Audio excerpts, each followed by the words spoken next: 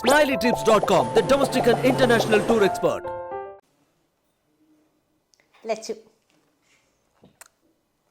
ലച്ചുവിനെ കാണുമ്പോൾ എനിക്ക് എൻ്റെ മോളുടെ ഛായയാണ് ഓർമ്മ വരിക. ഒരുപാട് സ്ട്രഗിൾ ചെയ്ത് വന്ന ഒരു സ്ട്രോങ് ലേഡിയാണ് ലച്ചു. അളിയ സുഖമാണല്ലോ അല്ലേ? പ്രിയപ്പെട്ട അളിയൻ ഈ പറഞ്ഞതുപോലെ ആരെയും നോവിക്കാതെ ജീവിക്കാൻ ആഗ്രഹിക്കുന്ന ഒരാളാണ്. ന്യൂട്രലിൽ പോകുന്ന ഒരാളാണ്. അമ്പോ ഞങ്ങൾ ആദ്യം വിചാരിച്ചത് ഈശ്വര ഇന്നിവിടെ അടി പൊട്ടും. ഗുണ്ട ലുക്കിലാണ് ഒമർ ലുലു നമ്മുടെ ബിഗ് ബോസ് ഹൗസിലേക്ക് വന്നത്. പക്ഷേ ഞങ്ങൾ വിചാരിച്ചത്ര ഒരു അടിയൊന്നും പൊട്ടിയില്ല എന്നുള്ളതാണ് എനിക്ക് ഏറ്റവും വലിയ വിഷമം. പക്ഷെ പാവമാണ് ഒമർ, ഭയങ്കര പാവമാണ്. അങ്ങനെ ആരെയും വേദനിപ്പിക്കാൻ ആഗ്രഹിക്കാത്ത ഒരാളാണെന്നൊക്കെയാണ് എൻ്റെ വിചാരം. Ranisha is A smart girl. ഈ പറഞ്ഞതുപോലെ കൃത്യമായിട്ട് കാര്യങ്ങളൊക്കെ എല്ലാവരുടെ മുഖത്ത് നോക്കിയും തുറന്നു പറയാൻ കെൽപ്പുള്ള ഒരു കുട്ടിയാണ്. ഹനാൻ നല്ലൊരു മോളാണ്. ഈ പറഞ്ഞ പോലെ പ്രശ്ന പ്രാരാബ്ധങ്ങളൊക്കെ മാറി ജീവിതത്തിൽ രക്ഷപ്പെടാൻ ഞാൻ ആഗ്രഹിക്കുന്നൊരു കുഞ്ഞാണ് ഹനാൻ. ഹനാനും ഒരുപാട് സ്ട്രഗിളിലൂടെ വന്ന ഒരാളാണ്. അയൺ ലേഡിയാണ് ഞങ്ങളുടെ ശോഭ. ഭയങ്കര അഗ്രസീവാണ്. ചില നേരത്ത് നല്ല ദേഷ്യം നമുക്ക് തോന്നുമെങ്കിലും നല്ല എന്തൂസിയാസ്റ്റിക് ആയിട്ട് വർക്ക് ഹോളിക്കായിട്ട് കാര്യങ്ങളൊക്കെ ഒരു ഓർഡറിൽ ചെയ്യുന്ന ഒരാളാണ് ശോഭയ്ക്ക് ഒരുപാട് ഞങ്ങളുടെ കുടുംബത്തിൽ തന്നെ ആരാധകരുണ്ട്. എൻ്റെ ടുട്ടുവനാണിത്, ജുനൈസ്. ജുനൈസിൻ്റെ കുഴപ്പം എന്താണെന്ന് വെച്ചാൽ ജുനൈസ് ഈ ബിഗ് ബോസിനെ കുറിച്ച് കുറേ ധാരണകളോടെയാണ് ബിഗ് ബോസ് ഹൗസിലേക്ക് വന്നത്. അപ്പോൾ സ്ട്രാറ്റജീസും ഓഡിയൻസിൻ്റെ ഒരു അറ്റൻഷനും ഒക്കെ മനസ്സിലാക്കി മുന്നോട്ട് പോകണമെന്ന് ആഗ്രഹിക്കുന്ന ഒരാളാണ്. പക്ഷേ ചില സമയത്തൊക്കെ പാളിപ്പോവാറുണ്ട്. എന്നാലും നല്ല ശക്തിയുക്തിയായിട്ട് വാദിക്കാൻ അറിവുള്ള ഒരാൾ കൂടിയാണ് റിനോഷ്. എനിക്ക് ഭയങ്കര ഇഷ്ടമാണ് റിനോഷിനെ. റിനോഷ് ഒരു പാവമൊന്നുമല്ല, പക്ഷെ എന്നാലും പാവമാണ്. നല്ലൊരു മോനാണ് റിനോഷ്. ഈശ്വര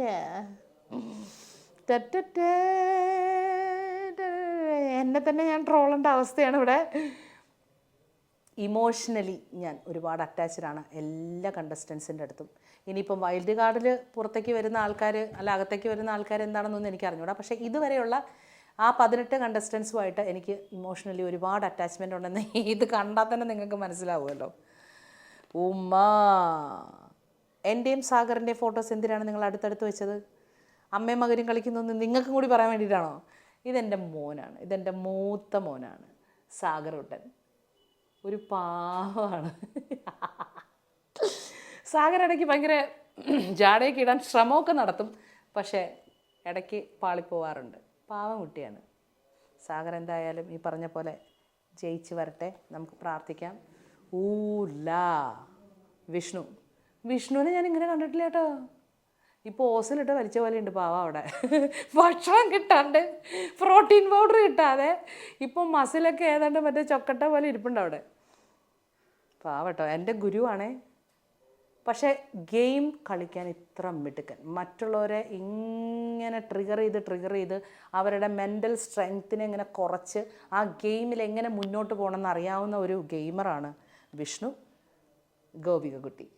ഗോപിക ഒരു നല്ല ഒരു മോളാണ്. പക്ഷേ ഗെയിമിൻ്റെ ഭാഗമായിട്ട് ഈ പറഞ്ഞ പോലെ കുറേ രസതന്ത്രങ്ങൾ കുതന്ത്രങ്ങൾ ഒക്കെ മെനയേണ്ടി വന്നെങ്കിലും ബേസിക്കലി ഒരു നല്ല മോളാണ് ഗോപിക. ഒരു മകനെ സിംഗിൾ പാരൻറ്റിംഗ് ആണ്, സ്ട്രഗിൾ ചെയ്ത് വളർത്തിക്കൊണ്ടിരിക്കുകയാണ്. ഗോപികയ്ക്ക് എല്ലാ കഷ്ടപ്പാടുകളൊക്കെ മാറി നല്ലൊരു ദിവസം ഉണ്ടാവട്ടെ എന്ന് പ്രാർത്ഥിക്കുന്നു. ശ്രുതി ഒരു നല്ല ഗെയിമറാണോ എന്ന് ചോദിച്ചാൽ എനിക്കങ്ങനെ പൂർണ്ണമായിട്ടും എനിക്ക് പറയാൻ പറ്റില്ല. ശ്രുതി ഒരു നല്ലൊരു ഹ്യൂമൻ ബീയിങ് ആണ്.